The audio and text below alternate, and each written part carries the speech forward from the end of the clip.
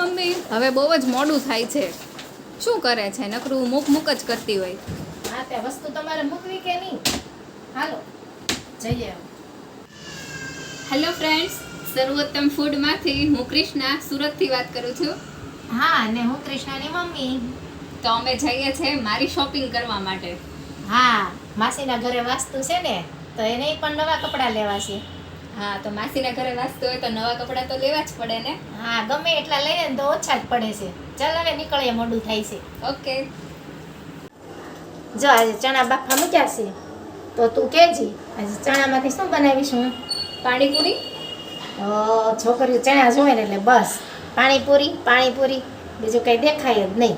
અમે શું કરીએ, પણ ચણા હોય તો પહેલું નામ પાણીપુરી જ યાદ આવે. તો શું બને છે આજે? આજે દાળ ભાત અને ચણાનું શાક બનવાનું છે. એમાંય મજા આવશે આપણને, બધું ચાલે. હા આ ચણા ગરમ પાણીમાં પલાળ્યા હતા. અને મેં બપોરે પલાળી દીધા. 5-6 કલાક આપણે ગરમ પાણીની અંદર પલાળવા રાખી દેવાના, જેથી કરીને સરસ મજાના બફાઈ જાય. હવે ચણા કેમ બફાય ને સરસ, એની પ્રોસેસ આજે મારે તને બતાવવાની છે. ઓકે. આપણે એટલું જ પાણી લેવાનું છે, અડધો ગ્લાસ જ. એની અંદર સ્વાદ પ્રમાણે થોડું મીઠું નાખી દઈશું. ગરમ થવા દઈએ, ઢાંકીને.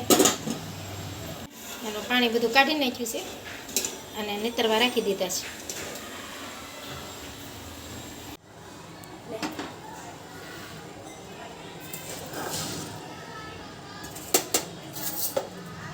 ઉકળતા પાણીમાં જ નાખવાના, એટલે તરત ચણો ફાટી જાય ને મમ્મી. હા આનાથી ખૂબ જ સરસ ચણા બફાય છે.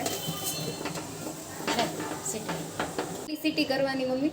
4 થી 5 સીટી કરી લેવાની. અને ગેસ છે ને તું જો બતાવ, એકદમ ધીમો રાખવાનો. ફૂલ ગેસ ઉપર નથી બાફવાના આપણે આને. ઓકે. બહુ સ્ટ્રેસ.